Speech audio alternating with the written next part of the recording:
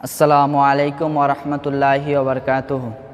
آج ہم لوگ شرک بہت ہی زیادہ کرتے ہیں، اس لیے آئیے قرآن و حدیث شرک کے بارے میں کیا فرمایا ہے غور کرو اس پر۔ شرک کرنے سے بندوں پر جہنم واجب ہو جاتی ہے، جیسے آپ صلی اللہ علیہ وسلم نے فرمایا ہے من متى یشرک باللہ شیئا دخل النار۔ دو چیز ایسے ہیں جو جہنم کو واجب کر دیتا ہے، جہنم کو لازم ضروری کر دیتا ہے۔ جیسے آپ صلی اللہ علیہ وسلم نے فرمایا جس نے بھی شرک کرتے کرتے مر گیا، وہ شخص انتقال ہو گیا، اس پر جہنم لازم ضروری ہے۔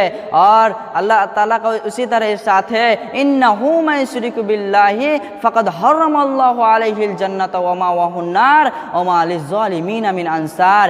بے شک جس نے بھی میرے ساتھ شرک کیا، ہم ان کے لیے جنت کو حرام کر دیں گے اور ان کا ٹھکانہ ہوگا جہنم، اور ظالموں کا کوئی مددگار نہ ہوگا۔